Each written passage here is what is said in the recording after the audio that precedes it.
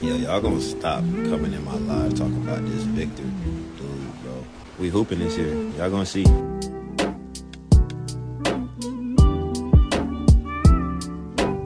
Alright team, today we're going to be tuning into Steph Castle's end of the season interview. As you know, we already did Wemby's. I'm not sure how many more of these I'm going to do. If y'all have a specific one that y'all would like to see me react to, go ahead and comment them down below. But other than that, we are going to see what Steph Castle has to say. Also, next month is the first year anniversary of starting Spurs Spotlight. I know, the time went by pretty fast. I can't believe I've been doing this for a year already. With that being said, leave down below in the comment section if you're a new subscriber or how long you have been here on the channel. We have gotten some new subscribers within the past months or so, but then we also have some OGs who have been here for a long time. So let me know down below in the comment section. As always, let's go ahead and jump straight into it. Steph Castle, tell us how you're winning Rookie of the Year. Ready to reflect yet on the season? I think it was a good season. Overall, obviously we didn't make the playoffs like we wanted to, but I feel like individually everybody learned a lot. We grew chemistry-wise. Everything that was happening with our coaching situation and everything. I feel like we still pushed through and made it a promising season for our future. Coach had mentioned that the fans were still here and they're really excited to be here today, and he just talked about their energy. Being up close and personal, being on the team, what do you see in the Spurs' future next year, and what should fans be excited about? Yeah, our fans, they've been there, every step of the way all year. So it wasn't really surprising that they showed out like that for, the last home game. But I feel like our future is only trending upwards. Like I said, I feel like we still had a pretty good season. With everybody out. Obviously key guys that are going to be a big part of our team next year.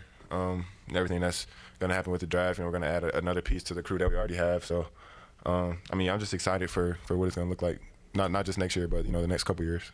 One thing about Spurs fans is I'll give them their credit. They're always packing out the stadium or the Frost Bank Center. Even before we didn't have Wemby, when Keldon Johnson was the star of the team and we had Devin Vassell, like there were still people going to the games. It is a basketball city and San Antonio does love their team. So I can't wait until the Spurs get back in the playoffs and you get that playoffs atmosphere. I remember when the Spurs were in the finals in 2014 and stuff. I was still young, but I could remember how packed and how electric that stadium was. The crowd pops that they would have after you get swing and then Manu or Patty Mills wide open three. Just some amazing stuff. So playoff basketball in this city is going to be relentless next season. I can't wait. Like with all the challenges you guys faced throughout the season, that you guys grew a closer bond, and in which way have you guys gotten closer throughout the season?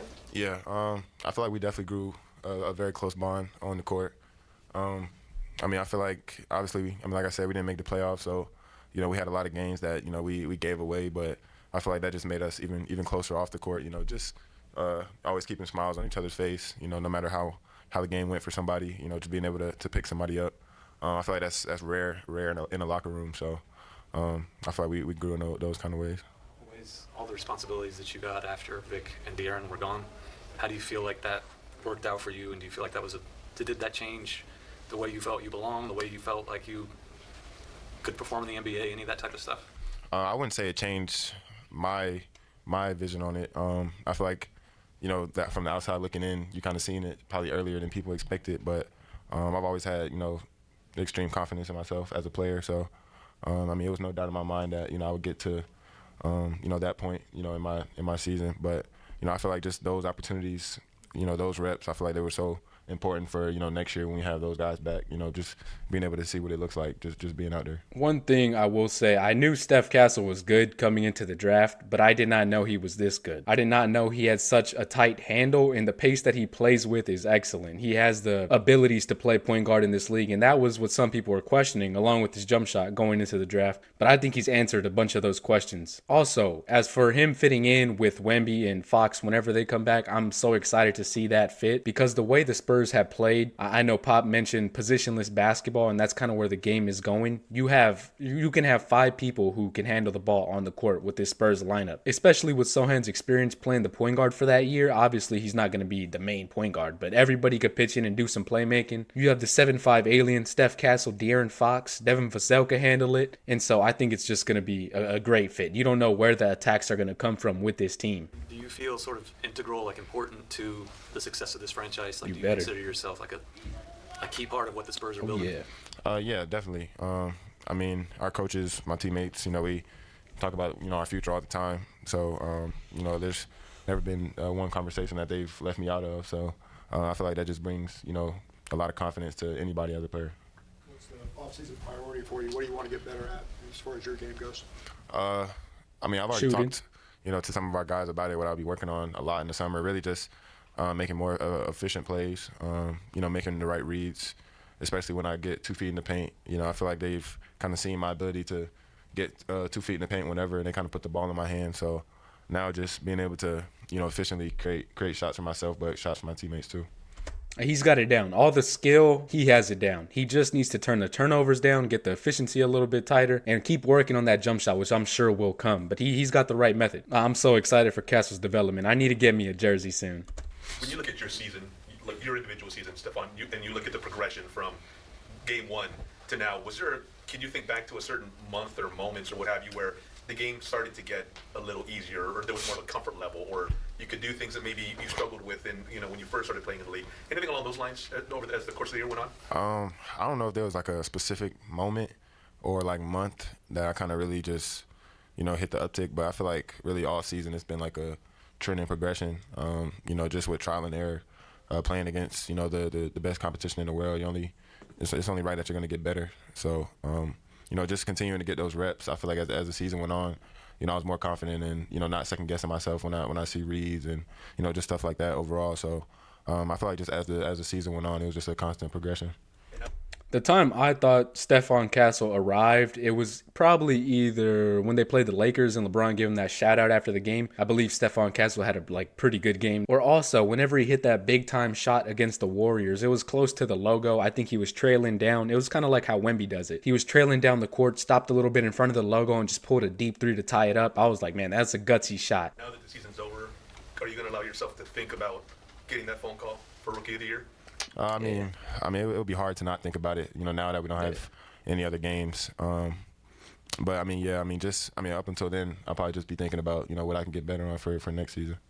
Hold up. Sorry to keep pausing it, but Tim Bontemps, we saw your vote, buddy. I also saw some Spurs fans under his comments, so I think they got it handled. I don't know if we'll make a video over it. All I can say is do better, Tim Bontemps. I actually like you in the Hoop Collective podcast, so do better, man. A couple days after you got drafted, the Spurs brought in Chris Paul. How exciting was that for you, and how much has his mentorship meant to you in your rookie season?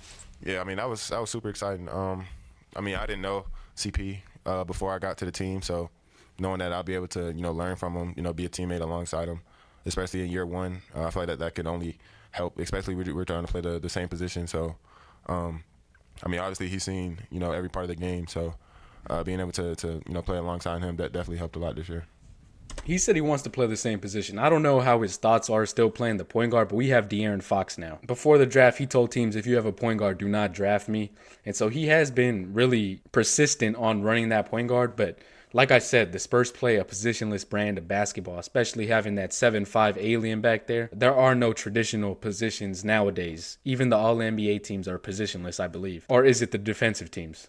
I don't know. I might be confusing it myself, but it's going to be interesting to see how it plays out because he has the capabilities to play point guard. It's just I don't know how the Spurs are going to run that lineup.